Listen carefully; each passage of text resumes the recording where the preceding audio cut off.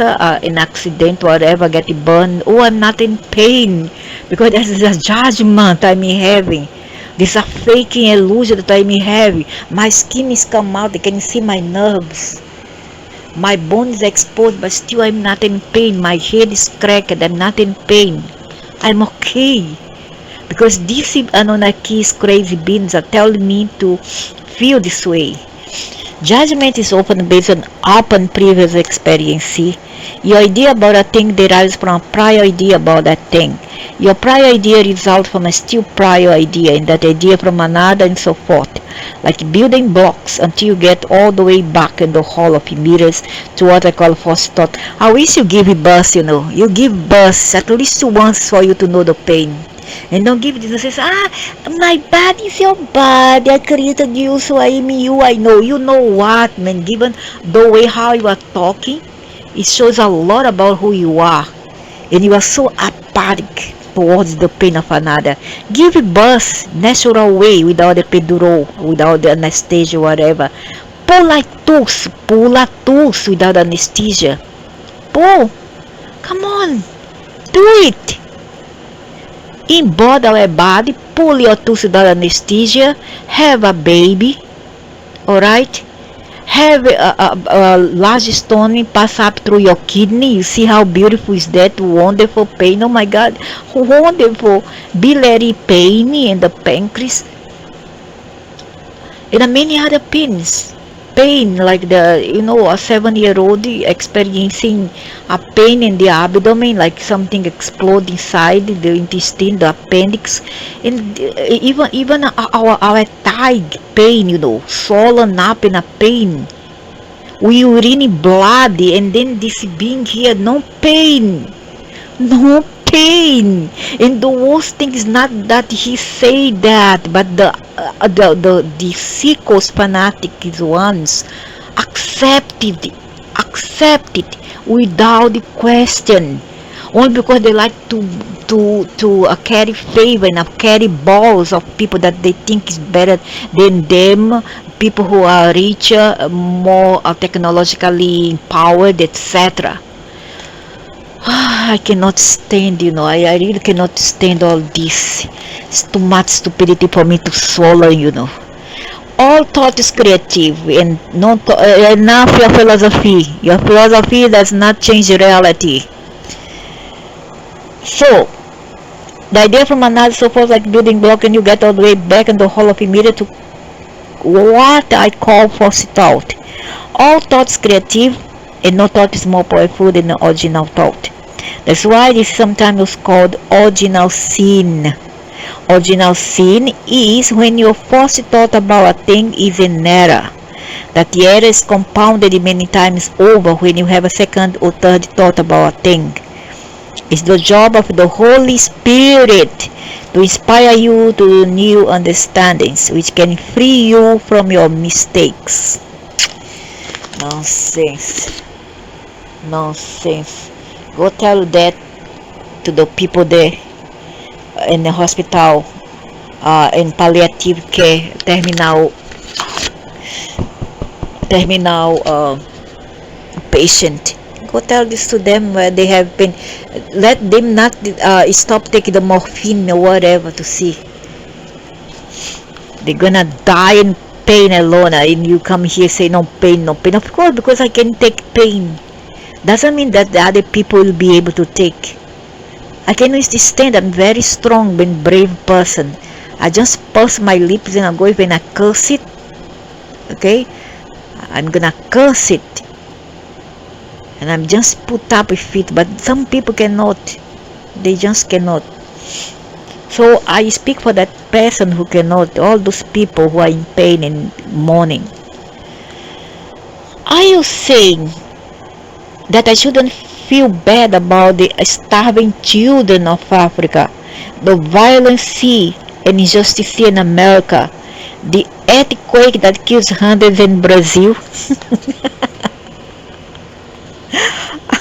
I'm gonna repeat this because it's hilarious.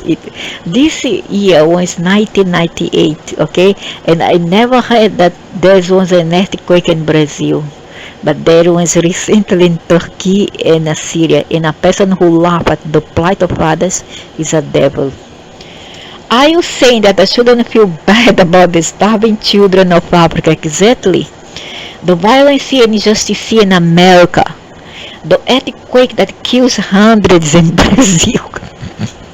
I never heard it. I swear there's flood, a lot of flood there, but earthquake is very minor. It doesn't, is insignificant. Doesn't make, at least for now, until now, there's no mass earthquake in Brazil. No, not one that's gonna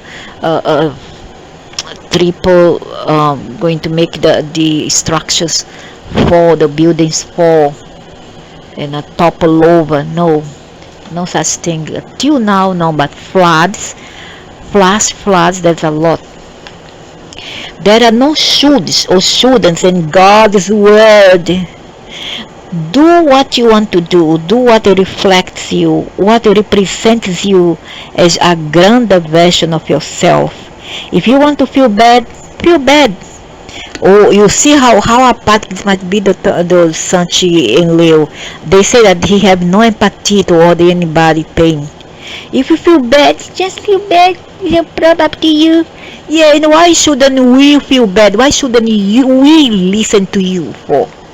But judge not and neither condemn. Oh, because you are behind that. He is the one who caused calamity on earth. It's him. That's why he said, judge not and neither condemn, for you know not why a thing occurs. Yeah, because he want to take a revenge. He even said that he want to punish just because human disturb his sleep. So take a sedative forever to sleep forever, sir. So, but judge not and neither condemn, for you know not why a thing occurs, nor to what end. What your end? What is your intentions, man? What your intention? What's wrong with you? What is wrong with you when cause all this? But and remember you this, that which you condemn will condemn you. So what? But in the wrong way. I mean, you are condemning me. If I condemn you for being bad, and you condemn me back, I'm not gonna be affected. I go like I don't care. Condemn me for the wrong reason. But judge not and neither condemn, for you know not why a thing occurs, nor to what end. And remember you this, that which you condemn, that means if I condemn him, he will condemn me, especially when I die. And that which you judge, you will one day become. Then I will be judged by them. So what? I have nothing to do with you. You are not my God. You are not my Father. You are not my neighbor. I come from the cosmos, and you know that, and fully stop. And now remember you this, that which you, okay, rather seek to change those things, or supporting others who are changing those things, which no longer reflect your highest sense of who you are. Yet bless all. Bless all, for all is the creation of God, through life living, and that's the highest creation. Why should I bless evil? I don't bless evil, I curse them. Could you just stop here for a moment and let me catch my breath? Did I hear you say there are no shoulds or should nots in God's word? Good, be indignant. Become indignant towards all this. This doesn't make any sense. That's correct. How can that be? If there are none in your world, where would they be? Indeed, where? I repeat the question. Where else would, shoulds, and should not appear, if not in your word, in your imagination? Well, if you say that this all is a dream or a nightmare that we are living, if you all is visual, if all are computerized visuality, then you are correct. Until you prove it, But if you cannot prove it, then it's not our imagination. That's real, what we are living right now. We live in this planet for long. So you are just giving excuses one more time, nothing but excuses.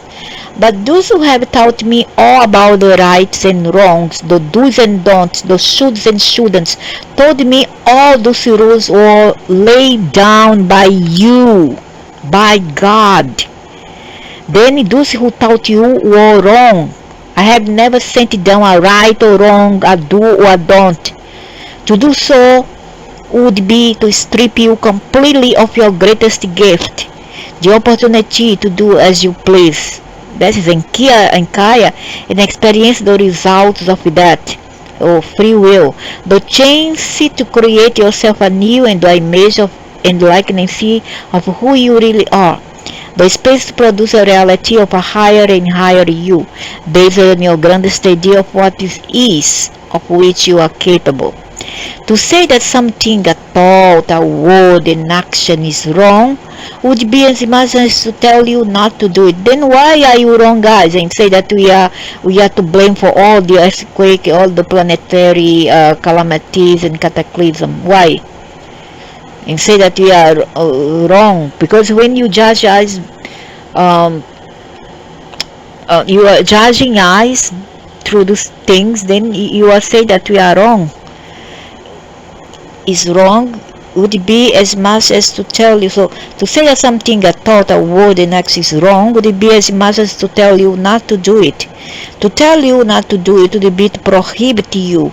To prohibit you would be to restrict you. To restrict you would be to deny the reality of who you really are, as well as the opportunity for you to create and experience that truth. There are those who say that I have given you free will. Yet these same people claim that if you do not obey me, I will send you to hell. What kind of free will is that? Does this not make a mockery of God, to say nothing of any sort of true relationship between us? Well, now we are getting to another area I wanted to discuss, and that's this whole business about heaven and hell. From what I'm gathering here, there's no such thing as hell. There is hell, but it's not what you think. And you do not experience it for the reasons you have been given. What is hell? It's the experience of the worst possible outcome of your choices. But still there's a hell. So what is hell? It's the experience of the worst possible outcome of your choices, decisions, and creations. It's the natural consequence of any thought which denies me or says no to who you are in relationship to me. That means if you don't acknowledge it, you're gonna suffer. You need to acknowledge him as a God. And yet he says he's not egocentric. But if you deny, you're gonna suffer. Here, another word, is the pain you suffer through wrong thinking. Yet even the term wrong thinking is a misnomer, because there is no such thing as that which is wrong. Hell is the opposite of joy. It is unfulfillment. It's knowing who and what you are and failing to experience that. It's being less. That's hell. And there is none greater for your soul. But hell does not exist. This place you have fantasized, where you burn in some everlasting fire or exist in some state of everlasting torment. What purpose could I have in that? Even if I did hold the extraordinarily ungodly thought that you did not deserve heaven, why would I have a need to seek some kind of revenge or punishment for your failing?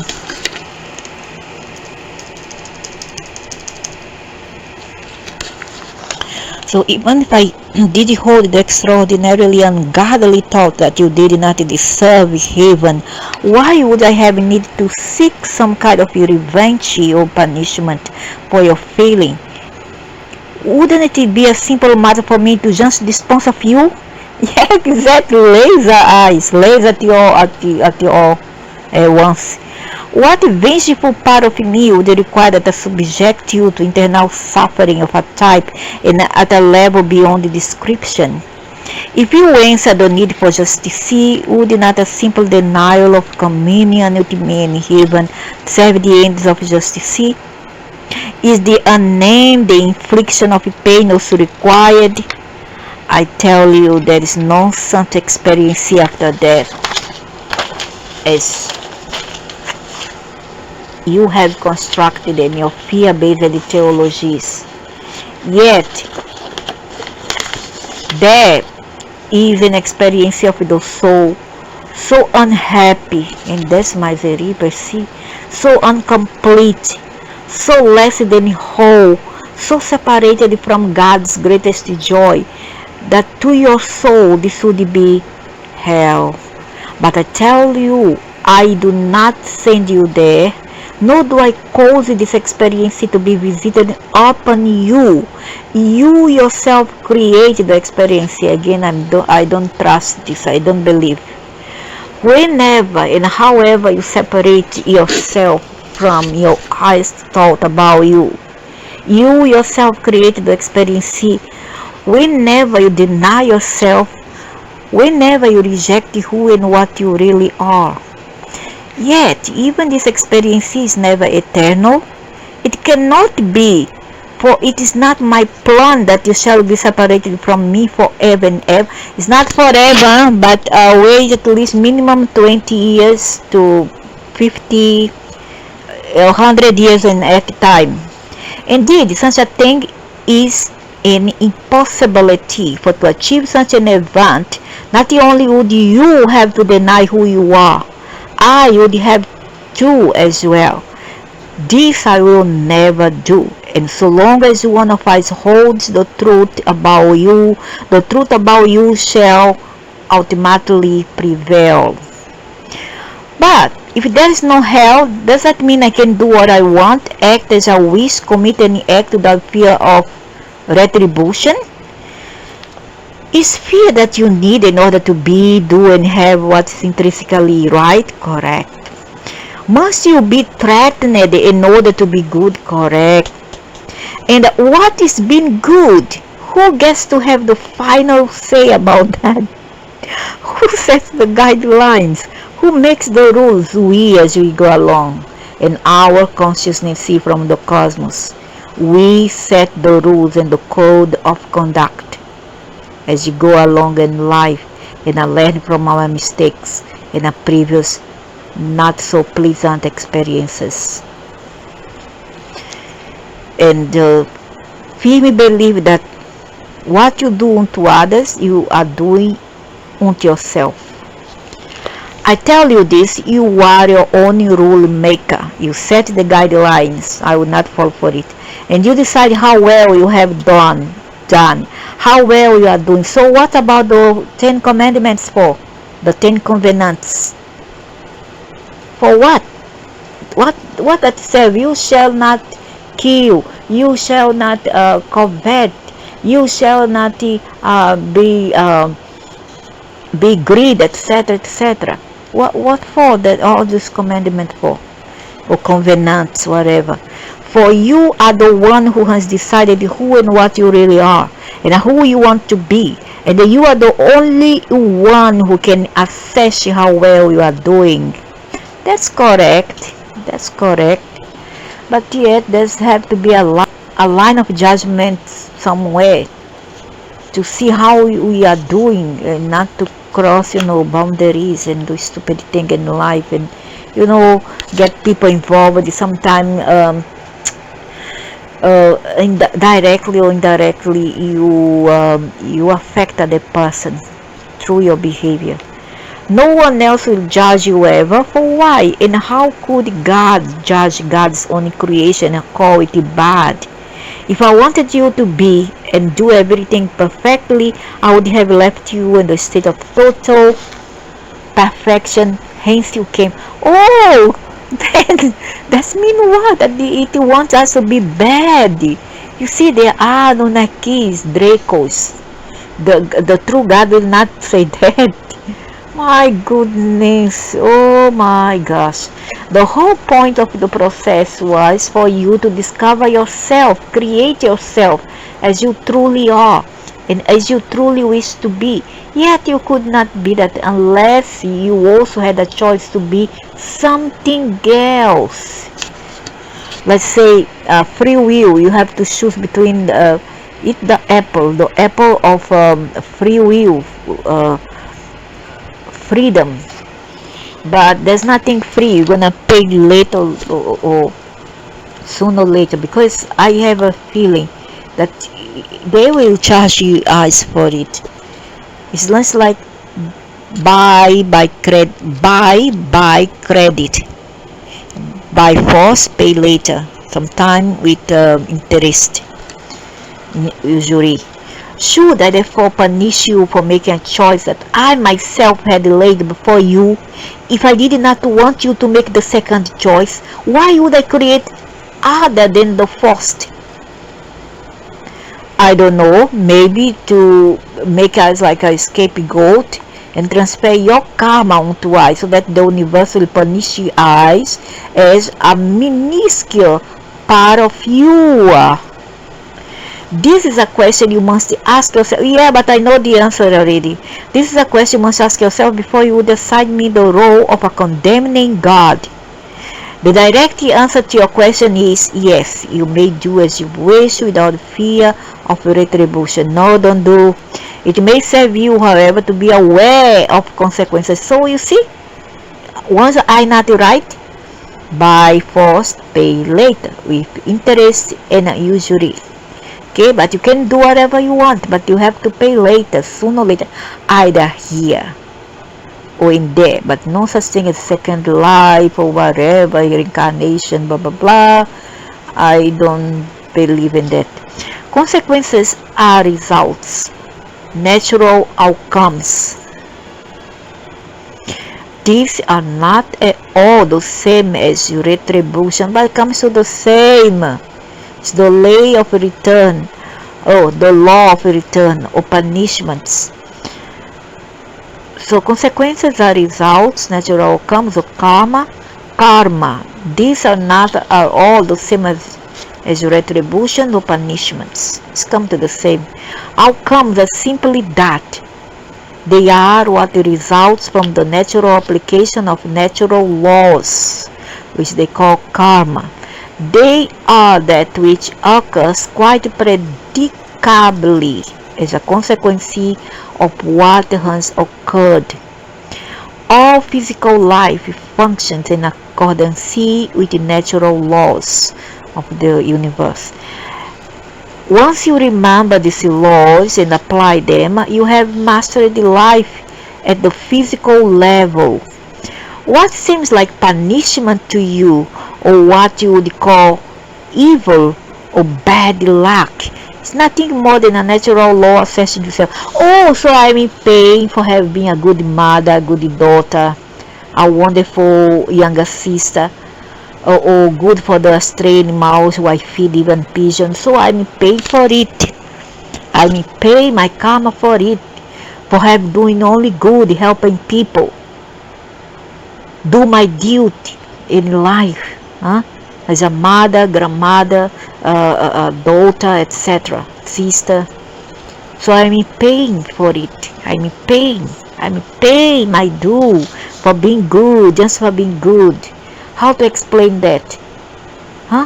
You punish me because I left the religion? Is that?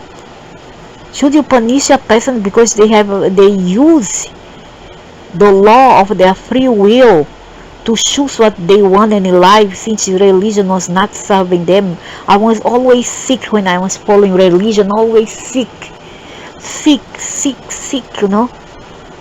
and I was not quite happy because I felt restricted. And when I saw that I was being fooled, then I stopped, and that was in 1999 when I obtained this book. This book was the catalyst who woke me up in 1999. And I went from there on, it was downhill like this, like one landslide or a blizzard fall upon me. All kind of bad luck, family problem, a lot of things, and I'm still not out of the woods yet. But because I'm resilient and I know my consciousness is clear. I'm not guilty of anything, if I have cheated on people, doing evil thing towards others. Understand? So this what keep me going is having a clear consciousness of having done the best that I could in my life towards those who are subject to me and towards my family and relatives. Even if I get only how to say ingratitude in the end, only ingratitude, but that's okay. In life, sometimes better to give than to receive. It's okay, no problem. There is more where it comes from. All physical life functions in accordance with natural laws. Once you remember these laws and apply them, you have mastered the life at the physical level. What seems like punishment to you, or what you would call evil or bad luck, is nothing more than a natural law says yourself, no, no, no, no, no, no, no, no, no, no. I don't buy this. I don't buy. I swear, I swear, I swear I don't buy that. Because I see so many evil people reaping only good in see. Not just in material arena. I'm not talking about material. Okay, I'm talking about other aspect, family life, marvelous, wonderful, health okay, pass, everything okay. And other people who have done only good suffers and is suffering a lot, you know. And there must be something, but it's not my previous life, because I don't believe in that and I don't remember. And as I don't remember, it doesn't it doesn't exist for me. It doesn't exist. If I don't remember something, that means it doesn't exist. It's all a setup, it's a lie, and I'm not responsible for the karma of another. If my relatives or whatever, my ancestors has done something and passed on to me through my this body, how to call the ethereal body or the causal body after death, then when they make me the other side, they include all my relatives, a part of their previous mistakes in life. They embedded into me. It's not my fault. They solved that with my ancestral, not with me, with my parents and grandparents ancestral, not with me. Okay, because I am, as far as I know, I'm self-conscious that I am responsible for the things which I remember, and I have full consciousness that I have practiced and done. I'm conscious of that. I accept. Other than that, it's not from me. It's from some other entities who persecute us who comes here to tell the truth. Then, if I were to know these laws and obey them, I would never have a moment of trouble again. Is that you are telling? Is that what you are telling me? You would never experience yourself as being what you call trouble. You would not understand any life situation to be a problem. You would not encounter any circumstance with trepidation. You would put an end to all worry, doubt, and fear. You would live as you fantasize. Adam and Eve lived not as a disembodied spirit in the realm of the absolute, but as an embodied, incarnated being. Oh, sure, I know that the Adam and Eve were two hybrids, two set of hybrids from Nishida and Nima and Inkaya doings, of course. Spirit is in the realm of the relative, yet you would have all the freedom, all the joy, all the peace, and all the wisdom, understanding, and power of the spirit you are. You would be a fully realized being. This is the goal of your soul. This is the purpose, to fully realize itself while in the body, to become the embodiment of all that it really is. This is my plan for you. This is my ideal, that I should become realized through you. That those concept is turned into experience, that I might know myself experientially. The laws of the universe are laws that are laid down. they are perfect laws, creation perfect function of the physical. Have you ever seen anything more perfect than a snowflake? Its intricacy, its design, its symmetry, its conformity to itself and originality from all else, all are a mystery. You wonder at the miracle of this awesome display of nature. Yet, if I can do this with a single snowflake, what think you I can do have done with the universe? Manipulated. Were you to see the symmetry of it, the perfection of its design, from the largest bud to the smallest particle, you would not be able to hold the truth of it in your reality. Even now, as you get a glimpse of it, you cannot yet imagine or understand its implication. Yet you can know there are implications far more complex and far more extraordinary than your present comprehension can embrace. Your Shakespeare said it wonderfully. There are more things in heaven and earth, Horatio, than are dreamed of in your philosophy. Then how can I know these laws? How can I learn them? It's not a question of learning, but of remembering. How can I remember them? Begin by being still, quiet the outer world, so that the inner world might bring you sight. This insight is what you seek, yet you cannot have it while you are so deeply concerned with your outer reality. Seek therefore to go within as much as possible, and when you are not going within, come from within as you deal with the outside world. Remember this axiom: if you do not go within, you go without. Put it in the first person as you repeat it to make it more personal. If I do not go within, I go without. You have been going without all your life, yet you do not have to and never did. There is nothing you cannot be. There is nothing you cannot do. There is nothing you cannot have. That sounds like a pie in the sky promise. Yeah, cotton candy, isn't it? What other kind of promise would you have God make? Would you believe me if I promised you less? That is not a problem about promising less or more. It's a problem matter about is a question of not deliver. For thousands of years, people have disbelieved in the promise of God for the most extraordinary reason. They were too good to be true. Well, I don't see.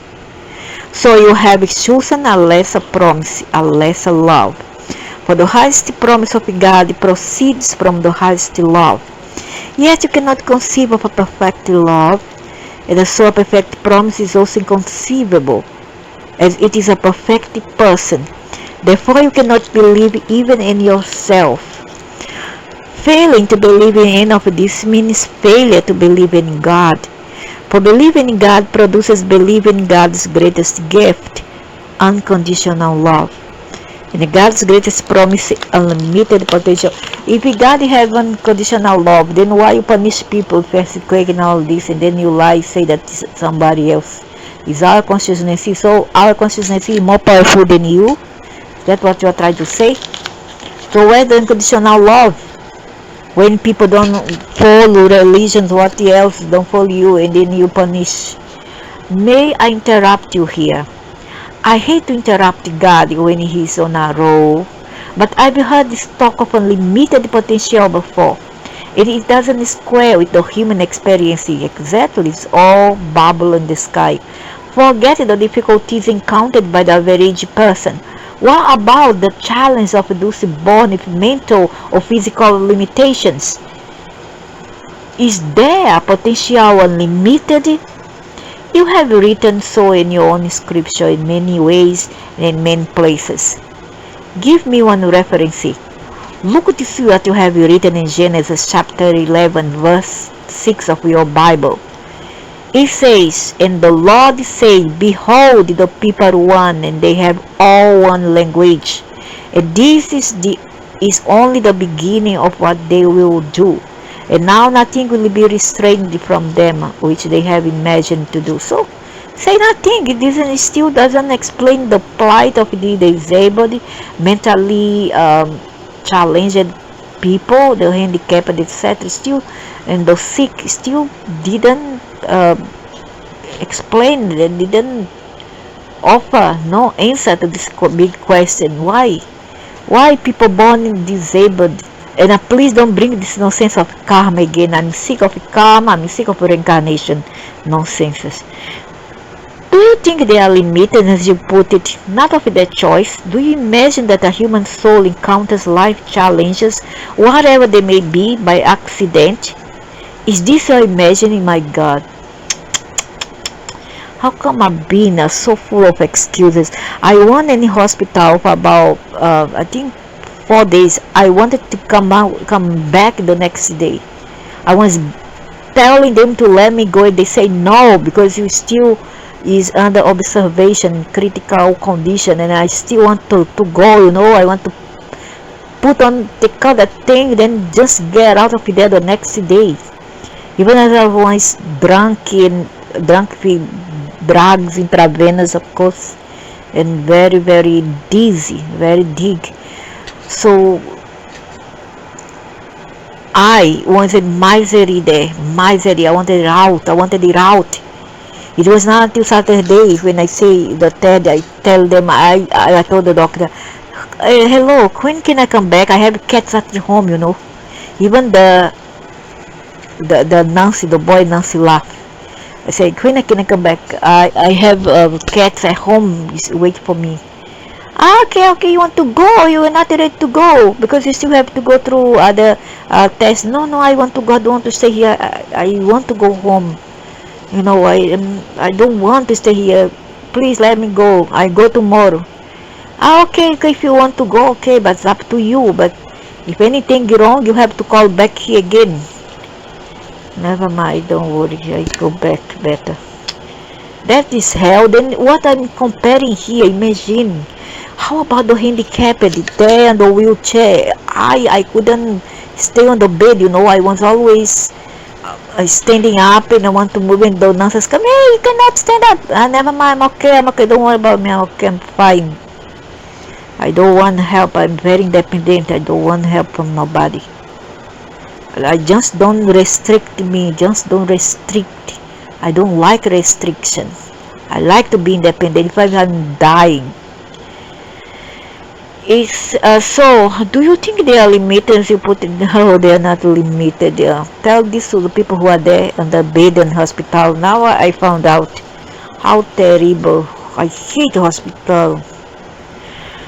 Do you mean a soul chooses what kind of life it will experience ahead of time? No, that would defeat the purpose of the encounter. Do you mean a soul chooses what kind of life it will experience ahead of time? You see, for all those who believe there is such thing as reincarnation. Do you mean a soul chooses what kind of life it will experience ahead of time? No, that would defeat the purpose of the encounter. The purpose is to create your experience and thus create yourself in the glorious moment of now. You do not therefore choose the life you will experience ahead of time. Of course not, we don't choose. You choose. We don't choose. You may, however, select the persons, places, and events, the conditions and circumstances, the challenges and obstacles, the opportunities and options with which to create your experience. You may select the colors for your palette, the tools for your chest, the machinery for your shop. What you create with this is your business. That's the business of life. Exactly. That's about freedom to choose, free will. Your potential is unlimited in all that you've been chosen to do. Do not assume that a soul which has incarnated in a body which you call limited has not reached its full potential. For you do not know what that soul was trying to do. You do not understand its agenda. You are unclear as to its intention. Therefore, bless every person in condition and give thanks. Thus you affirm the perfections of God's creation and show your faith in it. For nothing happens by accident in God's word, and there is no such thing as coincidence, nor is the word buffeted by random choice or something you call fate. If a snowflake is utterly perfect in its design, do you not think the same could be said about something as magnificent as your life? There's not such thing as a fate? Okay, I'm gonna tell one thing. Fortunately, I married somebody who were born in the same. I was shocked when I find this man's birth certificate after 40 years. I found his birth certificate and I saw the time of his birth. When I saw his time of birth, I almost fainted backward. It was the same hour as I. He is in the snake horoscope, same as the Chinese horoscope. Snake, I am snake. He is Virgo, Libra, I am Virgo. And he's Virgo Aquarius, but the scope is Libra, going for Libra already. I'm Virgo and Aries moon. And then I was shocked when I see that his ascendant is Leo, just as my ascendant. And his mother once told me something like, I guess that you all being fated to be together. She told me that. Back then I say I was too young. I don't know. I don't know. I don't care about this thing. I don't know. Maybe, but I don't care. I reply like that, but she say, yeah, this already fated already. And yeah, because she's an older person, yeah, I understand her and I accept that she wants to tell the truth. And then did he come now and say there's no such thing as a fate? Huh? Come on. I want to believe that there's no fate, I want to believe that, because I don't want to be with a person that I don't want to be with him. I don't want to be, but this person is like, a gum, a bubble gum in my life. It stick to me. I want to cut cord. Enough. If I have to come to play for this person, it's over. 40 years is over. I have other things to do in my life. I cannot be your shadow. You cannot be my shadow. You must live your life. I live my life. I like this freedom. But even Jesus healed the sick. Why would he heal them if their condition was so perfect? Correct. Jesus did not heal those. He healed because he saw their condition as imperfect. He healed those. He healed because he saw those souls asking for healing as part of their process. He saw the perfection of the process. He recognized and understood those souls' intention. Had Jesus felt that all illness, mental or physical, represented imperfection, would he not have simply healed everyone on the planet all at once? He was there in the Middle East, in Africa, up to India. Why would he go to the accident for? Do you doubt that he could do this? No, I believe he could have. Oh my God, it gets so long.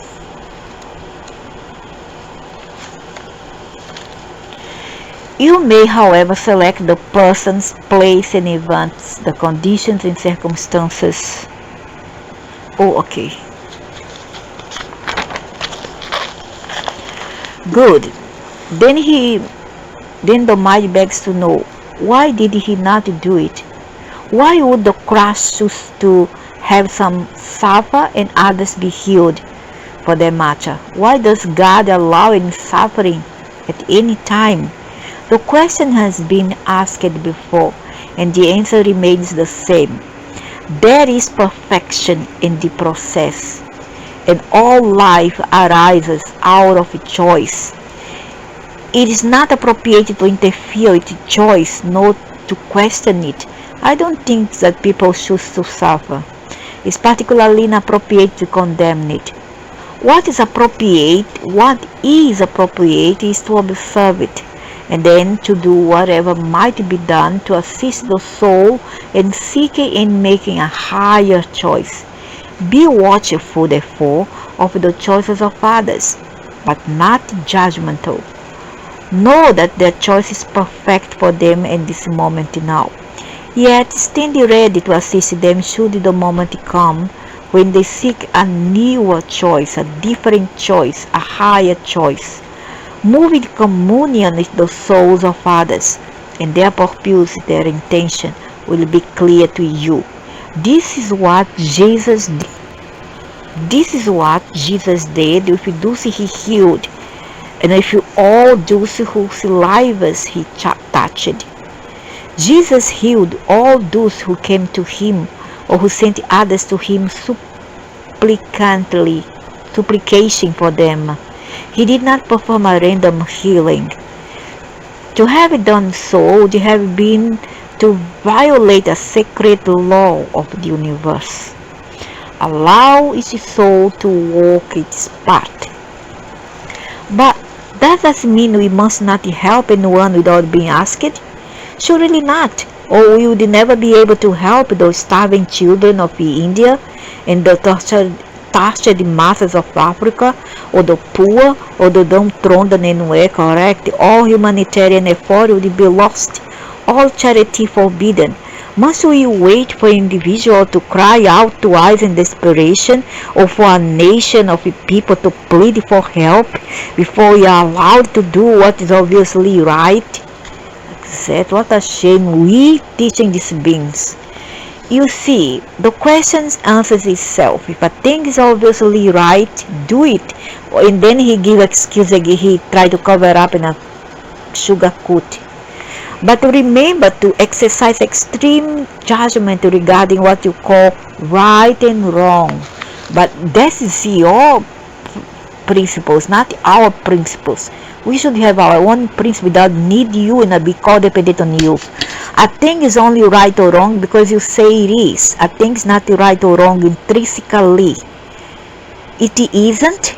Yeah, but still you want to do right. Why you want to stop us for? Huh? Okay, right or wrong, but we want to do what we see and see right. So what? You feel good about it. You want to do because you feel good about it.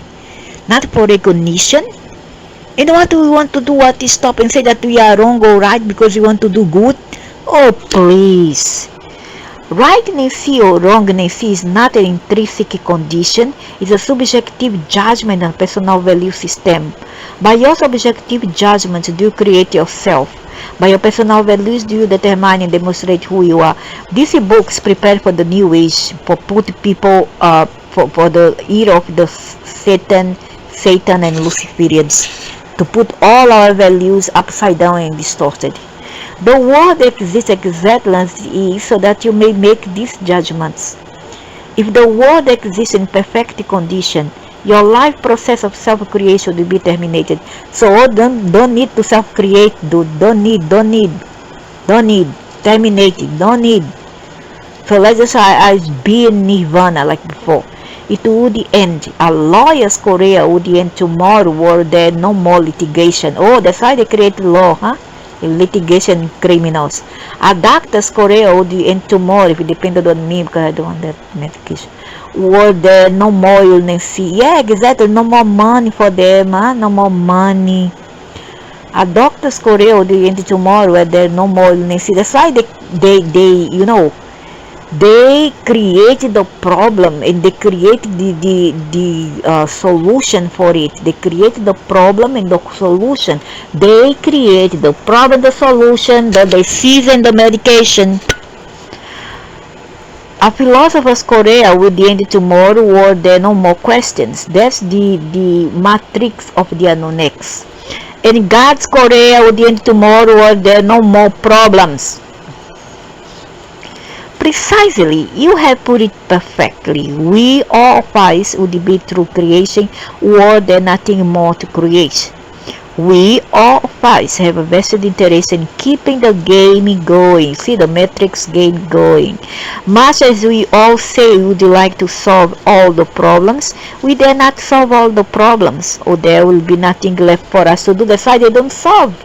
Now you understand the secret, the answer for all your questions, the secret of all the suffering, these dramas, these devils, this hell here.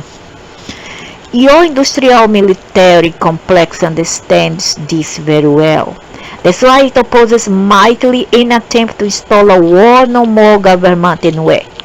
Your medical establishment understands this too. That's why it is staunchly opposed. It must, it has to, for its own survival. Any new miracle drug or cure, to say nothing of the possibility of miracle themselves. Your religion's community also holds this clarity. That's why it attacks uniformly any definition of God which does not include fear, judgment, and retribution, and any definition of self which does not include their own idea of the only path to God. If I say to you, you are God, where does that leave religion? If I say to you, you are healed, where does that leave science? Correct? And medicine? Correct? If I say to you, you shall live in peace, where does that leave the peacemakers? If I say to you, the world is fixed, where does that leave the world? What now of plumbers? The world is filled with essentially two kinds of people: those who give you things you want and those who fix things. In a sense, even those who simply give you things you want, the butchers, the bakers, the candlestick makers, are also fixers. For to have a desire for something is often to have a need for it. That's why addicts are said to need a fix. Be careful, therefore, that desire not become addiction. Are you saying the world will always have problems? Are you saying that you actually want it that way? Good question again. I am saying that the world exists the way it exists, just as snowflakes exist the way it exists, quite by design. You have created it that way, just as you have created your life exactly as it is. I want what you want. The day you really want an end to hunger, there will be no more hunger. I have given you all the resources with which to do that. You have all the tools with which to make that choice. You have not made it, not because you cannot make it. The world could end world hunger tomorrow. You choose not to make it. You claim that there are good reasons that 4,000 people a day must die of hunger. There are no good reasons. Yet, at a time when you say you can do nothing to stop 40,000 people a day from dying of hunger, you bring 50,000 people a day into a world to begin a new life. And this you call love. This you call God's plan here. That's why I must curb a bit natality. It's a plan which totally lacks logic or reason, to say nothing of compassion. I'm showing you in stark terms that the world exists the way it exists because you have chosen for it to. You are systematically destroying your own environment, then pointing to so-called natural disasters as evidence of God's cruel hoax on nature's harsh ways. You have played the hoax on yourself, and it is your ways which are cruel. Nothing is more gentle than nature, and nothing has been more cruel to nature than man. Correct again. Yet you step aside from all involvement in this, deny all responsibility. Yeah, but there's also beings responsible for it, not just the humans. It's not your fault, you say, and this you are right. It's not a question of a fault. It's a matter of a choice. You can choose to end the destruction of your rainforest tomorrow. You can choose to stop depleting the protective layer hovering over your planet. You can choose to discontinue the ongoing loss of your Earth's ingenious ecosystem. You can seek to put the snowflake back together, or at least to hold its inexorable melting, but will you do it? You can similarly end all war tomorrow. Listen, Putin, Putin. Simply, easily, all it takes, all it has ever taken, is for all of you to agree. Yet you cannot all agree on something that's basically simply ending the killing of each other. How can you call upon the heavens with shaking fist to put your life in order? I will do nothing for you that you will not do for yourself. That's the law and the prophets. Oh, the world is in the condition it is because of you and the choices you have made or failed to make. No, you also, because you also invested here. Not to decide is to decide. The earth is in the shape it is because of you and the choices you have made or failed to make. I'm not to blame for all this. Your only life is the way it is because of you and the choices you have made or failed to make. I don't believe so. Yeah, we have a part to play, but not all of us. But you also have a part to play by investing here and changing realities. But I did not choose to get hit by that truck. I did not choose to get mugged by the robber or raped by that maniac. People could say that. There are people in the world who could say that. You are all a root cause for the conditions which exist, which create and the robber, the desire, or the perceived need to steal. You have all created the consciousness which makes rape possible. Oh my God, now a kid also is to blame for being raped, a kid, a child. It's when you see in yourself that which caused the crime that you began at last to heal the condition from which it sprung. Feed your hungry, give dignity to your poor, grant opportunity to your less fortunate, end the prejudice which keeps masses hoodled and angry, with little promise of a better tomorrow. Put away your pointless taboos and restriction open sexual energy. Rather help others to truly understand its wonder and to channel it properly. Now, what you women and children have to do with this maniac unleashed sexual energy? What do the children, animals, and even a woman have to do with that? Do these things and you will go a long way towards ending robbery and rape forever. No, I don't buy that. As for the so-called accident, the truck coming around the bend, the brick falling from the sky, learn to greet each such incident as a small part of a larger mosaic. You have come here to work out an individual plan for your own salvation. Yet, salvation does not mean save yourself from the snares of the devil. Oh, now you talk about the devil, hey? There is no such thing as the devil, and hell does not exist. You are saving yourself from the oblivion. You are saving yourself from the oblivion of non-realization. I don't buy that. There is forces, evil forces behind accident, behind everything, calamities and crimes and disaster. There are evil forces. You cannot lose in this battle. You cannot fail. This is not a battle of all, but simply a process. Yet, if you do not know this, you will see it as a constant struggle. You may even believe in the struggle long enough to create a whole religion around it. This religion will teach that the struggle is the point of it all. This is a false teaching. It is not struggling that the process proceeds, it is in the surrounding that the victory is won. Accidents happen because they do. Certain elements in life process have come together in a particular way at a particular time with particular results. Results which you choose to call unfortunate for your own particular reason. Yet they may not be unfortunate at all given the agenda of your soul. That means what he tried to say here, accidents happen because they do. Certain elements of the life process have come together in a particular way at a particular time, particular result, a result which you choose to call unfortunate for your own particular reason. Yet they may not be unfortunate at all given the agenda of your soul. That means it's on purpose. It's already fated, choreographed, and they created for you They really target you. Understand?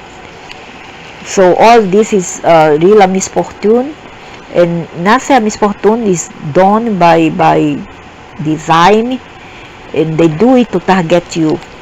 I tell you this, there is no coincidence, and nothing happens by accident. You see? There's the devils, they are real behind you, tempting you, causing you bad luck, accident, etc. Each event and adventure is called to yourself by yourself in order that you might create and experience who you really are. And if this one's real a God, will not go against the devil? Huh? And why it carry favor them? If they carry favor, they are these beings, it's because they are one of them. All true masters know this. This is why mystic masters remain unperturbed in the face of the worst experience of life as you would define them, because they are your minion. They do your bid. It's different. They are complacent. They don't dare to talk back and fight back, even if they lose. The great teachers of your Christian religion understand this. They know that Jesus was not perturbed by the crucifixion, but expected it. He could have walked away, but he did not. He could have stopped the process at any point. He had the power, yet he did not. He allowed himself to be crucified in order that he might stand as man's eternal salvation.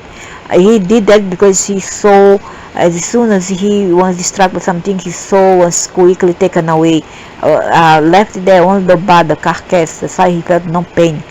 Look, he said, at what I can do, look at what is true, and I know that these things and more shall you also do.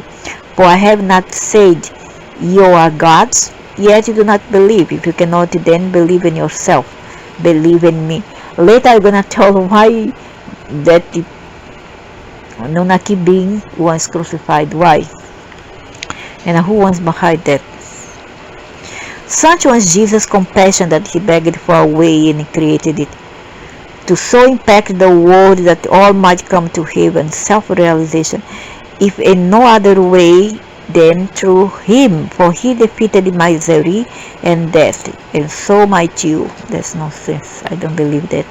The grandest teaching of Christ was that you shall have everlasting life. Was not that you shall have everlasting life, but that you do. Not that you shall have brotherhood in God, but that you do. Not that you shall have whatever you request, but that you do. All that is required is to know this, for you are the creator of your reality, and life can show up no other way for you than that in which you think it will. You think it into being. This is the first step in creation. God, the Father, is thought. Your thoughts, the parent, to give his birth to all things. This is one of the laws we are to remember. Yes. Can you tell me others?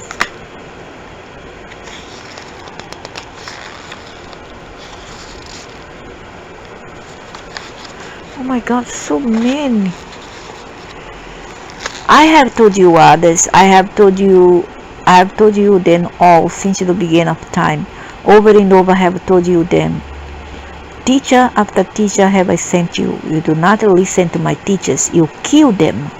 But why? Why do we kill the holiest among us? We kill them or dishonor them, which is the same thing. Why?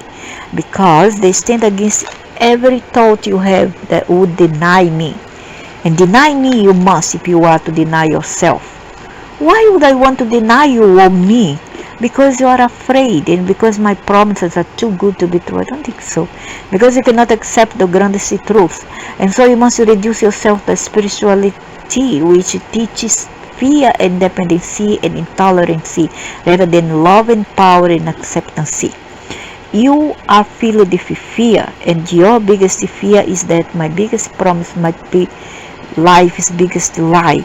And so you create the biggest fantasia you can to defend yourself against this. You claim that any promise which gives you the power and guarantees you the love of God must be the false promise of the devil.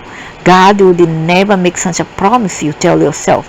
Only the devil would to tempt you into denying God's true identity as the fearsome, judgmental, jealous, vengeful, and punishing deity of entities. Even though this description better fits the definition of a devil, if there were one, you have assigned devilish characteristics to God in order to convince yourself not to accept the godlike promises of your Creator or the godlike qualities of the self. Such is the power of fear. I may try to let go of my fear. Will you tell me again more of the laws? The first law is that you can be, do, and have whatever you can imagine. The second law is that you attract what you fear. Why is that? Emotion. Emotion is the power which attracts. That which you fear strongly, you will experience it. An animal which you consider a lower form of life, even though animals act with more integrity and a greater consistency. So even those animals act with more integrity and greater consistency than human, correct? Knows immediately if you are afraid of it. Plants, which you consider an even lower form of life, respond to people who love them far better than those who couldn't care less, correct? None of this is by coincidence. There is no coincidence in the universe. On a grand design and incredible snowflake. Emotion is energy in motion. When you move energy, you create effect. If you move enough energy, you create matter. Matter is energy conglomerated, moved around, shoved together. If you manipulate energy long enough in a certain way, you get matter. Every mass understands this law. It's the alchemy of the universe. It's the secret of all life. Thought is pure energy. Every thought you have ever had it, and ever will have is creative. The energy of your thought never ever dies, ever. It leaves your being and heads out in the universe, extending forever. A thought is forever. All thoughts congeal, all thoughts meet other thoughts, crisscrossing in an incredible maze of energy, forming an ever-changing pattern of unspeakable beauty and unbelievable complexity. Life energy attracts like energy, forming, to use simple words, clumps of energy of like kind. When enough similar clumps crisscross each other, run into each other, they stick to each other, to use another simple term. It takes an incomprehensible huge amount of similar energy sticking together loosely to form matter. But matter will form out of pure energy. In fact, that's the only way it can form. Once energy becomes matter, it remains matter for a very long time, unless its construction is disrupted by an opposing or dissimilar form of energy. This dissimilar energy acting upon matter actually dismembers the matter, releasing the raw energy of which it was composed.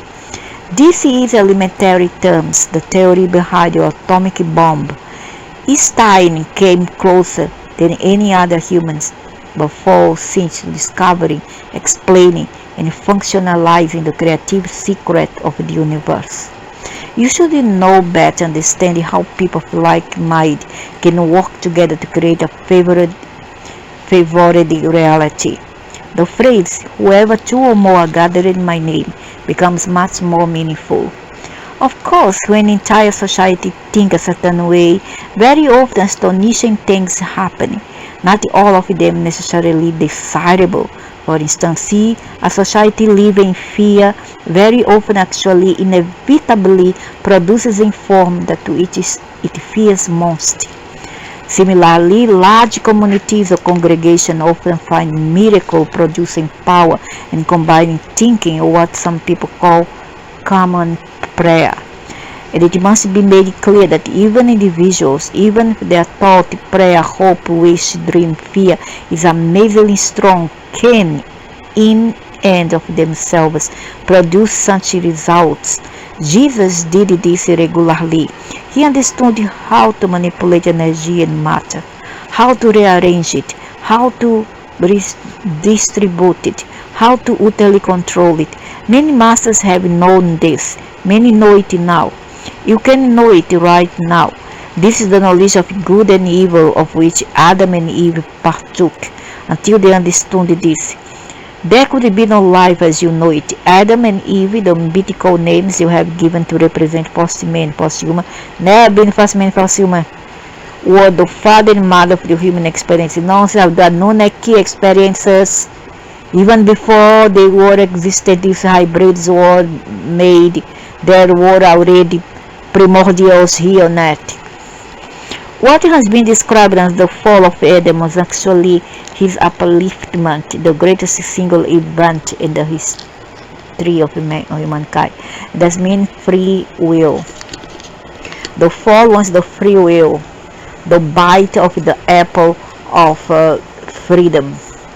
For without it, the world of relativity would not exist. The act of Adam and Eve was not original sin, but in truth forced blessing. You should thank them from the bottom of your hearts. For in being the first to make a wrong choice, Adam and Eve produced the possibility of making any choice at all. And they didn't do it because they wanted. They were tempted by Inkaya, who came in the form of a serpent. Come on, if the truth. Remove the bag, the cat out of the bag, the tail is showing. In your mythology, you have made Eve the bad one here, the temptress, who ate of the fruit. No wonder they blame the human, huh? But they don't know the reality. First of all, this was Anunnaki making.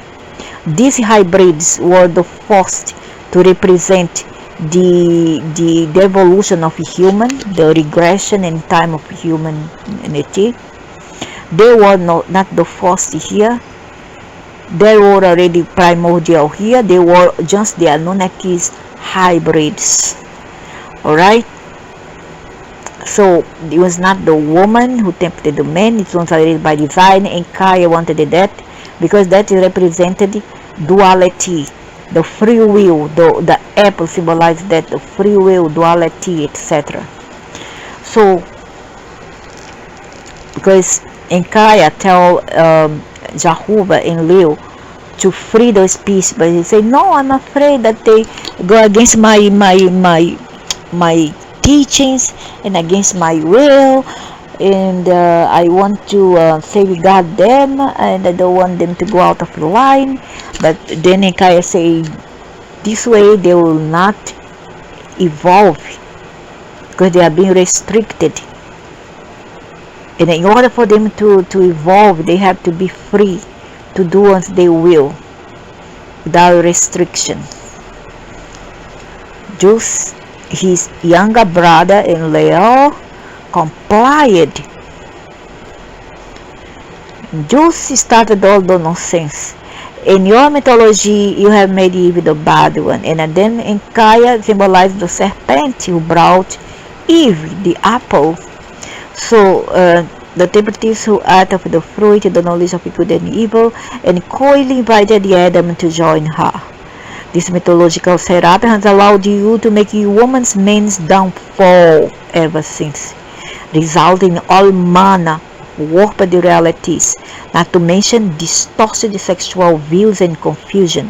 How can you feel so good about something so bad? What you must fear is what will most plague you. Fear will draw it to you like a magnet.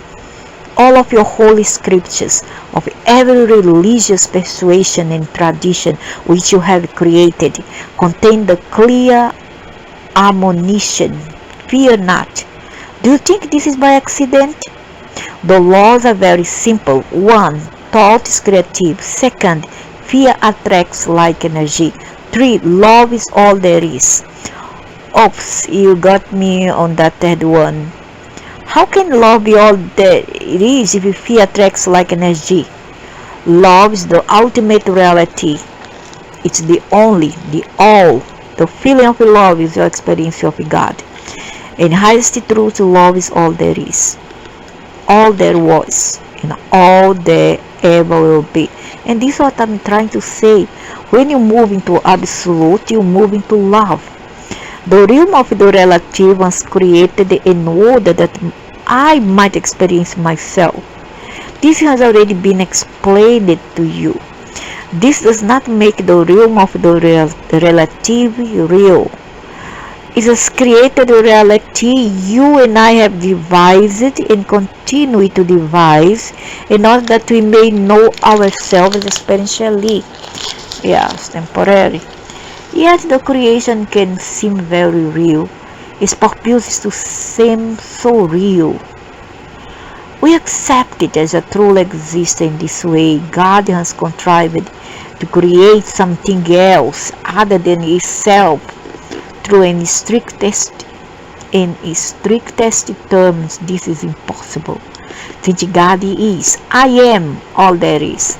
And creating something else, namely the realm of the relative, which is this one where we live, I have produced an environment in which you may choose to be God, rather than simply be told that you are God, in which you may experience Godhead in as an act of creation rather than a conceptualization, in which the little candle and the sun, the littlest soul, can know itself as the light.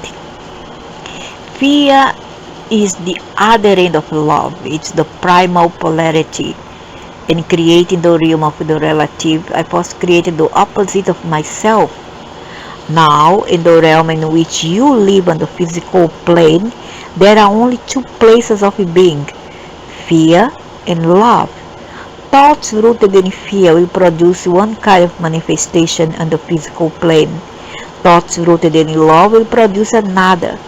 The masters who have walked the planet are those who have discovered the secret of the relative world and refuse to acknowledge its reality. In short, masters are those who have chosen only love, every instance, in every moment, in every circumstance. Even as they were being killed, they loved their murderers. Even as they were being persecuted, they loved their oppressors. This is very difficult for you to understand, much less emulate. Nevertheless, it is what every master has ever done. It doesn't matter what the philosophy, it doesn't matter what the tradition, it doesn't matter what the religion, is what every master has done. This example, time and time again, over and over, has it been shown to you through all the ages in every place, through all your lifetimes and every moment. The universe has used every contrivance to place this truth before you, in song, in story, in poetry, in dance, in words, in emotion, in picture of motion, which you call motion pictures, in collection of words, which you call books. From the highest mountain it has been shouted, and the lowest place its whisper has been heard. Through the corridor of all human experiences has this truth been echoed. Love is the answer, yet you have not listened. Now, come you to this book, asking God again what God has told you countless times in countless ways. Yet I will tell you again here in the context of this book. Will you listen now? Will you truly hear? What do you think brought you to this material? How does it come to pass that you are holding it in your hands? Do you think I know not what I'm doing? There are no coincidences in this universe. I have heard the crying of your heart. I have seen the search of your soul. I know how deeply you have desired the truth. In pain have you called out for it, and in joy unnamedly have you beseeched me. Show myself, explain myself, reveal myself. I'm doing so here in terms so plain you cannot misunderstand, in language so simple you cannot be confused, in vocabulary so common you cannot get lost in the verbiage. So go ahead now, ask me anything, I will contrive to bring you the answer. The whole universe will I use to do this. So be on the lookout. This book is far from my only tool. You may ask a question, then put this book down. But watch, listen, the words to the next song you hear, the information to the next article you read, the storyline of the next movie you watch, the chance utterance of the next person you meet, or the whisper of the next river, the next ocean, the next breeze that caress your ear. All these devices are mine. All these avenues are open to me. I will speak to you if you will listen. I'll come to you if you will invite me. I will show you then that I have always been there. Always. So now is that for now it's get so long. I'll try to put it in a single video. Otherwise I have to divide it into two.